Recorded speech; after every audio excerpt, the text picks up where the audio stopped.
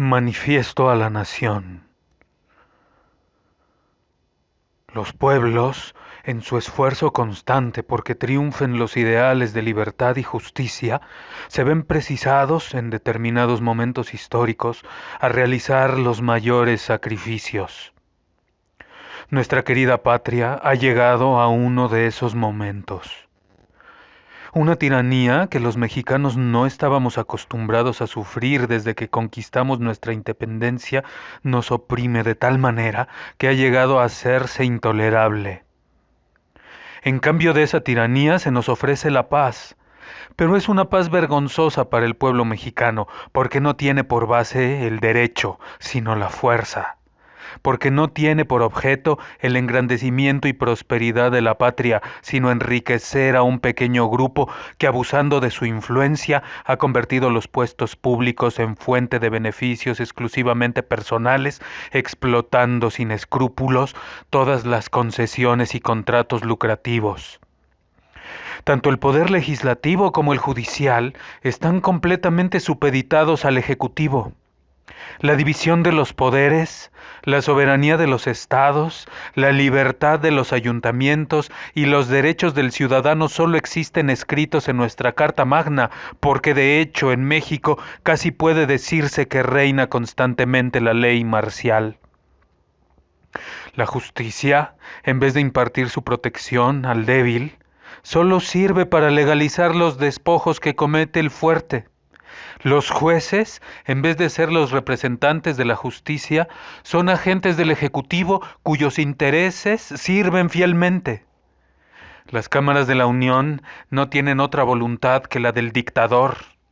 Los gobernadores de los estados son designados por él y ellos a su vez designan e imponen de igual manera las autoridades municipales.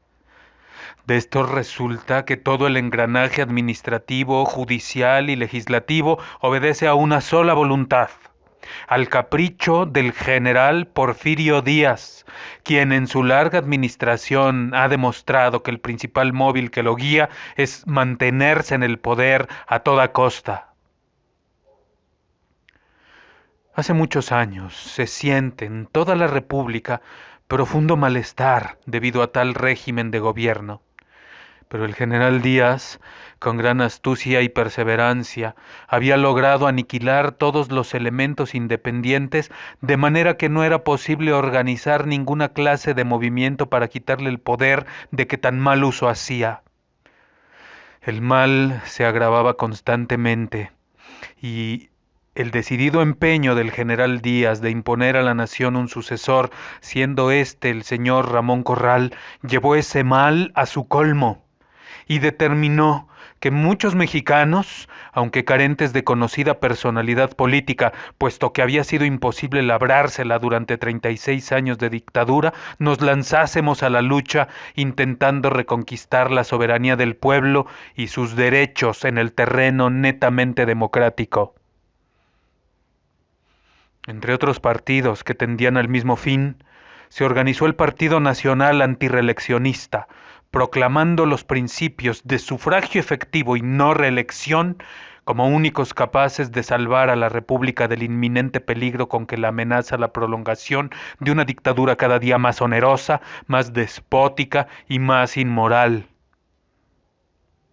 El pueblo mexicano secundó eficazmente a este partido y respondiendo al llamado que se le hizo, mandó sus representantes a una convención en la que también estuvo representado el Partido Nacionalista Democrático, que asimismo interpretaba los anhelos populares. Dicha convención designó sus candidatos para la presidencia y vicepresidencia de la República, recayendo estos nombramientos en el señor doctor Francisco Vázquez Gómez y en mí para los cargos respectivos de vicepresidente y presidente de la República.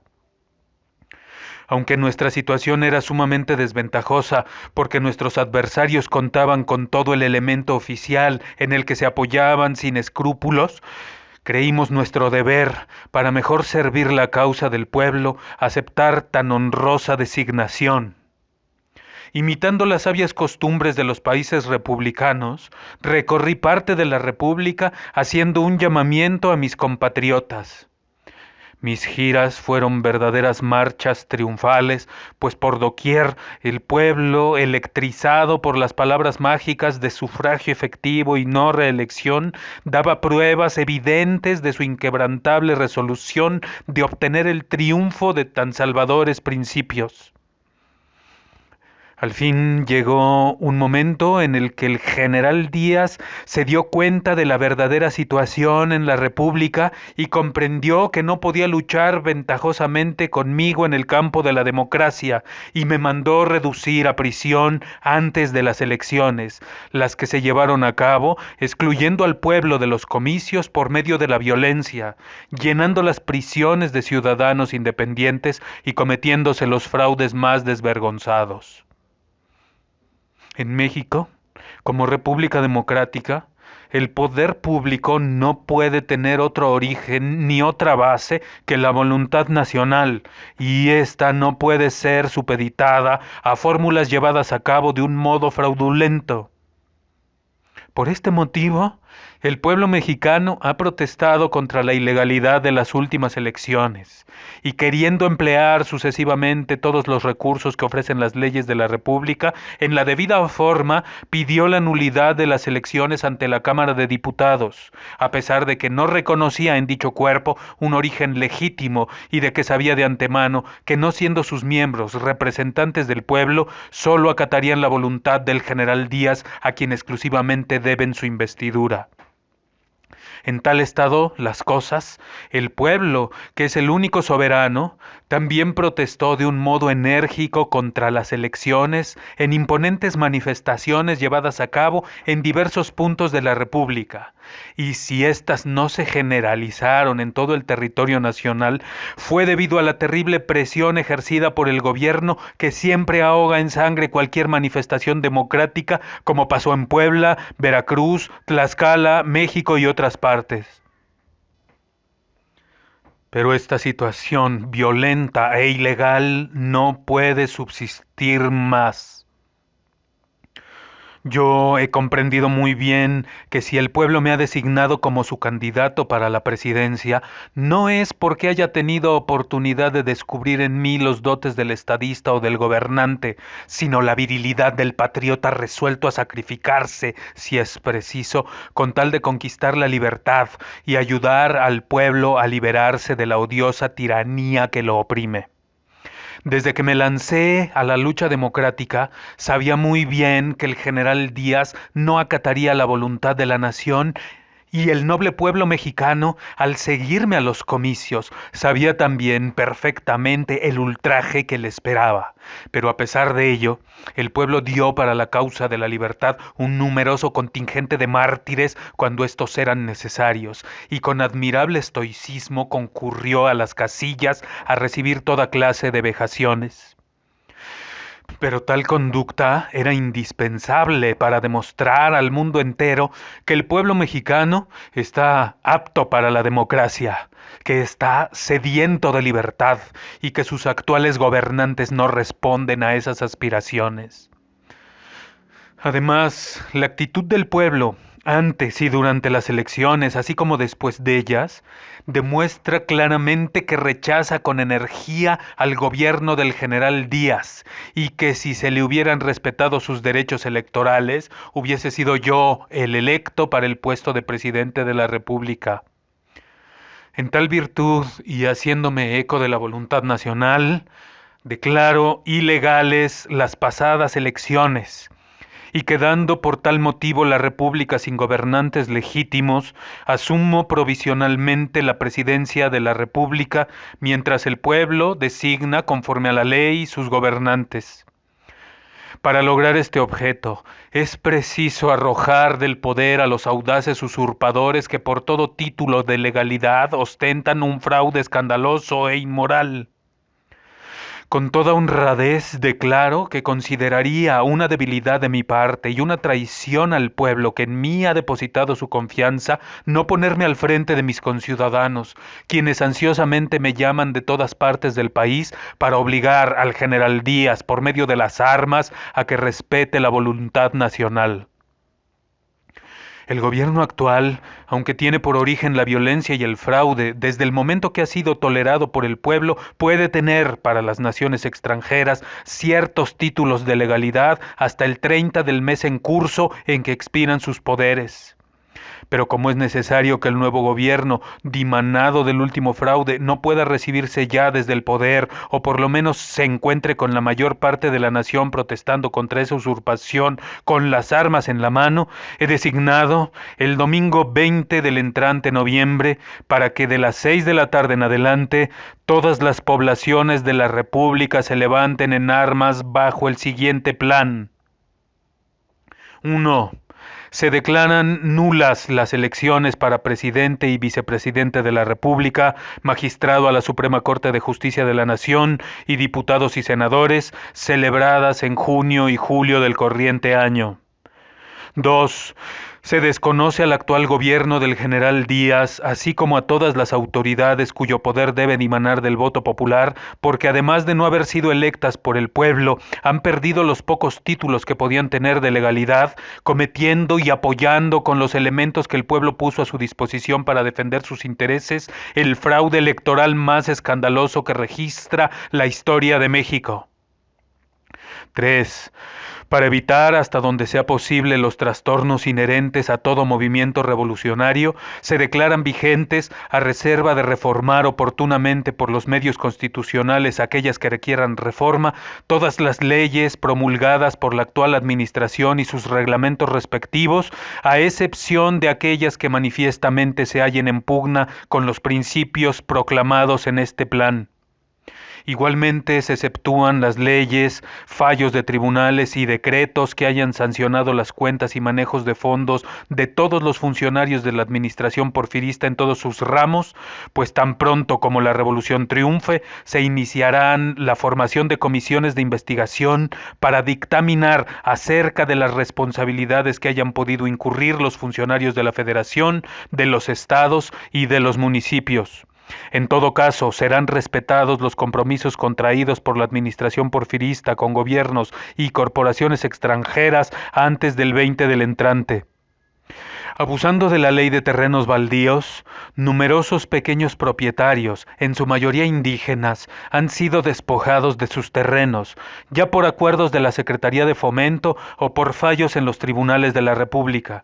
Siendo de toda justicia restituir a sus antiguos poseedores los terrenos de que se les despojó de un modo tan arbitrario, se declaran sujetos a revisión tales disposiciones y fallos, y se exigirá a los que los adquirieron de un modo inmoral o a sus herederos que los restituyan a sus primitivos propietarios, a quienes pagarán también una indemnización por los perjuicios sufridos. Solo en el caso de que esos terrenos hayan pasado a tercera persona antes de la promulgación de este plan, los antiguos propietarios recibirán indemnización de aquellos en cuyo beneficio se verificó el despojo. 4. Además de la Constitución y leyes vigentes, se declara ley suprema de la República el principio de no reelección del presidente y vicepresidente de la República, gobernadores de los estados y presidentes municipales mientras que se hagan las reformas constitucionales respectivas. 5. Asumo el carácter de presidente provisional de los Estados Unidos mexicanos, con las facultades necesarias para hacer la guerra al gobierno usurpador del general Díaz. Tan pronto como la capital de la República y más de la mitad de los estados de la Federación estén en poder de las fuerzas del pueblo, el presidente provisional convocará a elecciones generales extraordinarias para un mes después y entregará el poder al presidente que resulte electo tan pronto como sea conocido el resultado de la elección. 6. El presidente provisional, antes de entregar el poder, dará cuenta al Congreso de la Unión del uso que haya hecho de las funciones que le confiere el presente plan. 7. El día 20 de noviembre, de las 6 de la tarde en adelante, todos los ciudadanos de la República tomarán las armas para arrojar del poder a las autoridades que actualmente la gobiernan. Los pueblos que estén retirados de las vías de comunicación lo harán desde la víspera. 8. Cuando las autoridades presenten resistencia armada, se les obligará por la fuerza de las armas a respetar la voluntad popular. Pero en este caso, las leyes de la guerra serán rigurosamente observadas, llamándose especialmente la atención sobre las prohibiciones relativas a no usar balas expansivas ni fusilar a los prisioneros. También se llama la atención respecto al deber de todo mexicano de respetar a los extranjeros en sus personas e intereses. 9. Las autoridades que opongan resistencia a la realización de este plan serán reducidas a prisión para que se les juzgue por los tribunales de la República cuando la revolución haya terminado. Tan pronto como cada ciudadano o pueblo recobre su libertad, se reconocerá como autoridad legítima provisional al jefe de las armas, con facultad para delegar funciones en algún otro ciudadano caracterizado, quien será confirmado en su cargo o removido por el gobierno provisional. 10. El nombramiento de gobernador provisional de cada estado que haya sido ocupado por las fuerzas de la revolución será hecho por el presidente provisional. Este gobernador tendrá estricta obligación de convocar a elecciones para gobernador constitucional del estado tan pronto como sea posible a juicio del presidente provisional. Se exceptúan de esta regla los estados que de 2 años a esta parte han sostenido campañas democráticas para cambiar de gobierno, pues en estos se considerará como gobernador provisional al que fue candidato del pueblo siempre que se adhiera activamente a este plan. En caso de que el presidente provisional no haya hecho el nombramiento de gobernador, que este nombramiento no hubiere llegado a su destino, o bien que el agraciado no aceptare por cualquiera circunstancia, entonces el gobernador será designado por votación entre todos los jefes de armas que operen en el territorio del estado respectivo, a reserva de que su nombramiento sea ratificado por el presidente provisional tan pronto como sea posible. 11. Las autoridades dispondrán de todos los fondos que se encuentren en las oficinas públicas para los gastos ordinarios de la administración y para los gastos de la guerra, llevando las cuentas con toda escrupulosidad. En caso de que esos fondos no sean suficientes para los gastos de la guerra, contratarán empréstitos ya sea voluntarios o forzosos. Estos últimos solo con ciudadanos o con instituciones nacionales. De estos empréstitos se llevará también cuenta escrupulosa y se otorgarán recibos en debida forma a los interesados, a fin de que al triunfar la revolución se les restituya lo prestado. Transitorios. A. Los jefes de las fuerzas voluntarias tomarán el grado que corresponda al número de fuerzas a su mando. En caso de operar fuerzas militares y voluntarias unidas, tendrá el mando de ellas el jefe de mayor graduación, pero en caso de que ambos jefes tengan el mismo grado, el mando será el jefe militar. Los jefes civiles disfrutarán de dicho grado mientras dure la guerra, y una vez terminada, esos nombramientos, a solicitud de los interesados, se revisarán por la Secretaría de Guerra, que los ratificará en su grado o los rechazará según sus méritos. B. Todos los jefes, tanto civiles como militares, harán guardar a sus tropas la más estricta disciplina, pues ellos serán responsables ante el gobierno provisional de los desmanes que cometan las fuerzas a su mando, salvo que justifiquen no haberle sido posible contener a sus soldados y haber impuesto a los culpables el castigo merecido. Las penas más severas serán aplicadas a los soldados que saqueen alguna población o que maten a prisioneros indefensos. C. Si las fuerzas y las autoridades que sostienen al general Díaz fusilan a los prisioneros de guerra, no por eso y como represalia se hará lo mismo con los de ellos que caigan en poder nuestro, pero en cambio serán fusilados dentro de las 24 horas y después de un juicio sumario, las autoridades civiles o militares al servicio del general Díaz que una vez estallada la revolución hayan ordenado, dispuesto en cualquier forma, transmitido la orden o fusilado a alguno de nuestros soldados. De esta pena no se eximirán ni los más altos funcionarios. La única excepción será el general Díaz y sus ministros, a quienes en caso de ordenar dichos fusilamientos o permitirlos, se les aplicará la misma pena, pero después de haberlos juzgado por los tribunales de la República cuando haya terminado la revolución. En el caso de que el general Díaz disponga que sean respetadas las leyes de guerra y que se trate con humanidad a los prisioneros que caigan en sus manos, tendrá la vida salvada, pero de todos modos deberá responder ante los tribunales de cómo ha manejado los caudales de la nación y de cómo ha cumplido con la ley. D. Como es requisito indispensable en las leyes de guerra que las tropas beligerantes lleven algún uniforme o distintivo, y como sería difícil uniformar a las numerosas fuerzas del pueblo que van a tomar parte en la contienda, se adoptará como distintivo de todas las fuerzas libertadoras, ya sean voluntarias o militares, un listón tricolor en el tocado o en el brazo.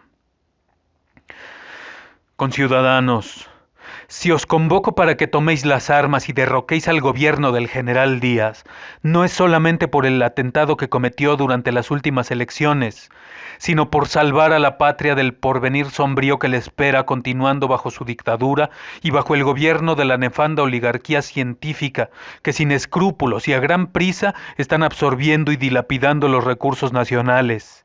Y si permitimos que continúen en el poder, en un plazo muy breve habrán completado su obra, habrán llevado al pueblo a la ignominia y lo habrán envilecido, le habrán chupado todas sus riquezas y dejándolo en la más absoluta miseria, habrán causado la bancarrota de nuestras finanzas y la deshonra de nuestra patria, que débil, empobrecida y maniatada, se encontrará inerme para defender sus fronteras, su honor y sus instituciones. Por lo que a mí respecta, tengo la conciencia tranquila y nadie podrá acusarme de promover una revolución por miras personales, pues está en la conciencia nacional que hice todo lo posible para llegar a un arreglo pacífico y estuve dispuesto hasta renunciar mi candidatura, siempre que el general Díaz hubiese permitido a la nación designar aunque fuese al vicepresidente de la República.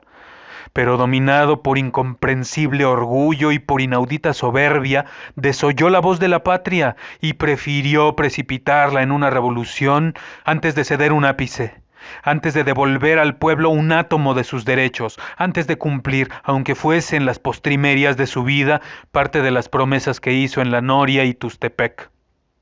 Él mismo justificó la presente revolución cuando dijo que ningún ciudadano se imponga y perpetúe en el ejercicio del poder y esta será la última revolución. Si en el ánimo del general Díaz hubiesen pesado más los intereses de la patria que los sórdidos intereses de él y de sus consejeros, hubiera evitado esta revolución haciendo algunas concesiones al pueblo.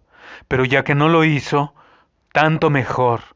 El camino será más rápido y más radical, pues el pueblo mexicano, en vez de lamentarse como un cobarde, aceptará como un valiente el reto, y ya que el general Díaz pretende apoyarse en la fuerza bruta para imponerle un yugo ignominioso, el pueblo recurrirá a la misma fuerza para sacudir ese yugo, para arrojar a ese hombre funesto del poder y para reconquistar su libertad. Conciudadanos, no vaciléis pues un momento. Tomad las armas, arrojad del poder a los usurpadores, recobrad vuestros derechos de hombres libres y recordad que nuestros antepasados nos legaron una herencia de gloria que no podemos mancillar. Sed como ellos fueron, invencibles en la guerra, magnánimos en la victoria. Sufragio efectivo, no reelección, San Luis Potosí, 5 de octubre de 1910, Francisco Ignacio Madero.